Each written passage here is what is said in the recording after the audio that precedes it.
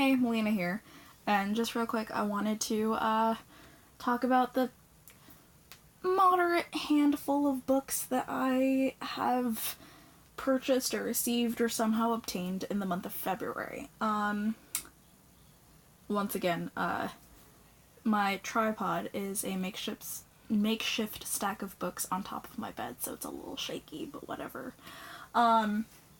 But I did get a new phone, so hopefully the quality of these videos improves.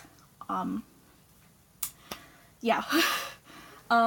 This first stack here I have of books are kind of more like manga or like drawn things, and then I'm gonna get into more of like the novels and stuff afterwards.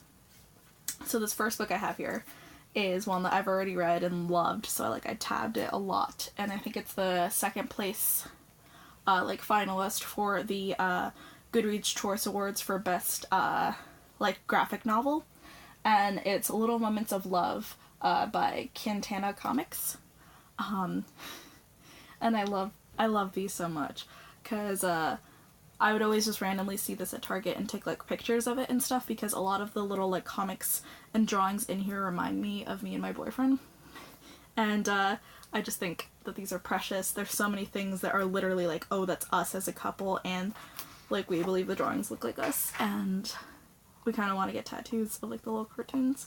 And so I read this and I loved it, and my mom bought this for me because she knows how much I loved these little cartoons because they reminded me of that. So we have that. Next year we got traded in the Death Note Black Edition of Volume 6, which is the last one, and now I'm only missing 3, and I might buy that one new so I just have the full collection and I can binge read them. But I love Death Note, I love these Black Editions, and this one is a little like rough around the edges because it is used, but it was like $4 and normally they're 15, so happy that that's in my collection. And kind of in a similar vein, I have volumes 3, 4, and 5 of Attack on Titan. I have the Colossal Edition, the second one, so it has volumes 6 through 10 in like a big bind up, and I had volumes 1 and 2 already, so now I have the first 10. And yes, I got these again used from my the bookstore that I work at. Next, because I know it's getting turned into a film this year, made by Guillermo del Toro, who I fucking love.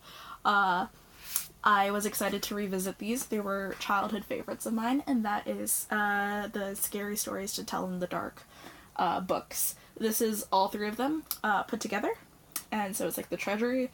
It was brand new from our store, and it was about $5, so, and some of the single ones were like 2 or 3, so I decided just to get the full thing put together. I love the illustrations of these. I used to read them all the time. They used to like scare me when I was a kid, and I just am excited. This is part of my collection now. Next, I have an arc, and it's probably the most exciting arc that I've ever, or at least definitely like top 5 or 3 that I have ever found like at my store before, because we get arcs in at my store because it's a bookstore and we can take them and whatnot. And that is Daisy Jones and the Six by Taylor Jenkins Reid. Everyone has been talking about this right now. I want to read Evelyn Hugo, but I think maybe I want to read this first just because it's an arc. I'm hyped. I want to get into this. I might read this actually this month since April just started and filming this late. But I'm excited to have this. And yes, this is about a band that breaks up, and that's all I know about it. People say they get like Fleetwood Mac vibes and stuff out of this band. I love the cover, and I've been hearing good and very hyped things on the internet, and I'm excited for this. Next, we have, I'm gonna get into, I have a stack of books that was like, if you buy 10 books that are on clearance at my store, they would just all be $1. So even if like you bought 10 clearance books that they're all marked $5, they would all ring up as $1 because you bought like that book, if that makes sense. I bought a few for my sister, like 2, I think, and I gave them to her. And the rest that I did the deal of were for myself. The first one I have here is The Book of David by Anonymous. This is probably the only Anonymous book that I've been interested in because it features a male-male romance, and I've read the first, I want to say 10-15 pages of this, and it reminds me a lot of a book that I'm actually personally writing, and I have a feeling that I'm gonna love this. So maybe for June, for Pride Month, I might pick this up, and I'm excited to get around to it. Next, these are all from the deal until I specify otherwise. I have The Bermuda's Triangle by Maureen Johnson. I've read a Maureen Johnson book before. I enjoyed it, and this is I just know it has a female-female romance, and that it's YA contemporary that takes place in the summer. And that's all I really needed to know, because I'm a sucker for queer books. Next, I have Windfall by Jennifer E. Smith. It's a signed copy, if you see a little sticker. So that's exciting. And the premise of this book always really interested me. I like the concept of like how money can corrupt people and the lotto and what it would be like to win the lottery and all that stuff. So I was excited to see this in the clearance section for that deal, so picked it up. Next year, I have 2 that kind of go together, and that is Queen of the Dead and Body and Soul by Stacey Cade. These are books 2 and 3 in the Ghost and the Goth trilogy. I own and have read the first one, and I loved it, so I got the last 2 in the series, and now I can finally finish that out. And it was a good time to do the deal. Next year, I have The Serpent King by Jeff Zetner. I've heard nothing but good things about this, and it's kind of a more underrated book, but every time that somebody talks about it, they say they loved this. I love things that kind of take, like, the concept of religion and growing up in, like, a religious, like, family or cult or things like that, and how that affects the children and the people in that life. And so I'm excited to get into this. Plus, it's YA. Down to the last 2 from the deal. Second to last here I have is Forever by Judy Blume. I want to get into more of Judy Blume's YA books because I remember loving her children's books when I was a kid. And there's this like app thing that my mom uses where she teaches classes on writing, and I want to see if her YA books, because those are like the age range kind of things that I like writing, if they'd be things that I'm interested in. I think this is just about a girl finding her first love and about having sex for the first time, I think. So, there's that. And then the last one I have for that is You're Never Weird on the Internet, Almost by Felicia Day. This is a nonfiction celebrity memoir, which I love those. I love Felicia Day so much. I love like The Guild and Supernatural, and I'm just a big fan of hers. And so I am excited to see what her book's about, what she has to say, and I love the color and the cover for this as well.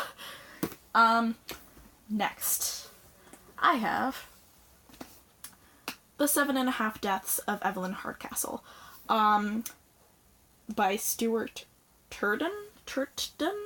I don't know. All I know is that this is kind of like a very Agatha Christie-esque murder mystery about this dude who is at this party where there's a murder, and he keeps like living the day over and over again, and each day he's in the different body of somebody who was at the party, and he's trying to figure out who murdered this person.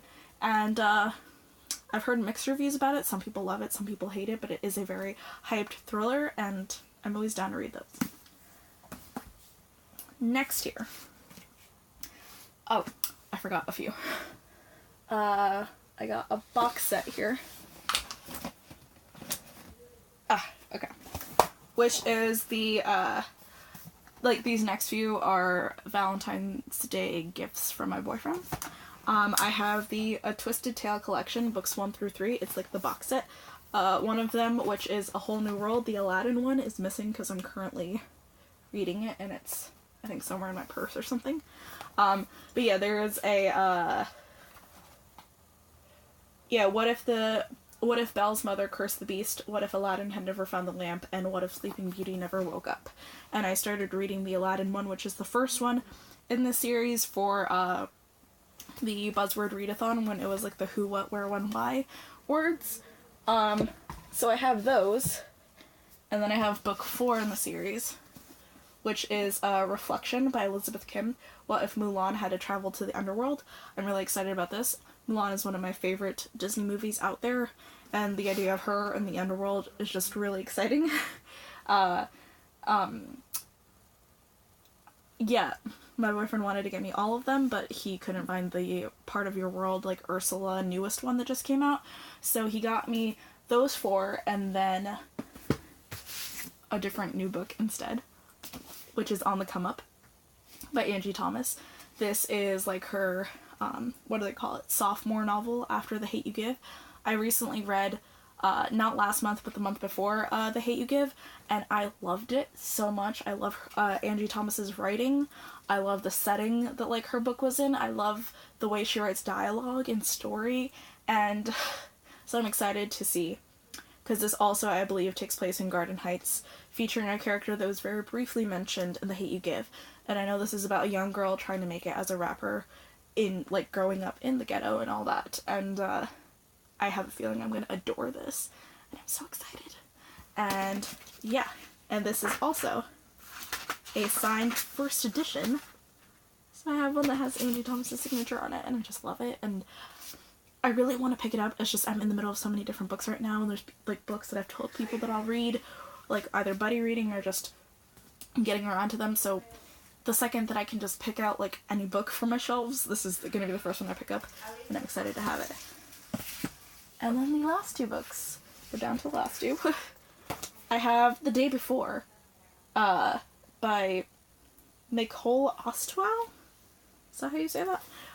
This is a Riverdale book. It's called The Day Before because it is a prequel novel to the TV show Riverdale, and it's kind of like how Archie, Jughead, Betty, and Veronica, and all of them were living their lives before the events that like take place with the like Cheryl and Jason, like, and all of that. And it seems quick, it seems fun. It's a YA book that is revolving around a kind of story that I really like, so I decided to pick this up because I feel like I'll be into it when I finally read it. And the last one I was excited to see that we got traded in, and that is Dear Evan Hansen, by a lot of people. And this is kind of the YA novelization version of the hit, like, Broadway musical play, Dear Evan Hansen. And I don't know too much about what the play is about, but I've heard, like, random songs here and there, and I've always loved it, and I feel like I can get really into it, kind of like how I did with Hamilton. So having one, like, linear, like, storyline thing to get into it was something that I was excited to pick up, so it's here. And that is it. It's kind of a beefier book haul than some of my other ones has been lately, but, you know, I'm highly excited about, like, all of those books, so definitely excited to get into it, and, yes, that is it. If you enjoyed this video, please give it a thumbs up, and please, you know, comment what you think I should read next if you've read any of these, and subscribe if you want to see more of my face and my books.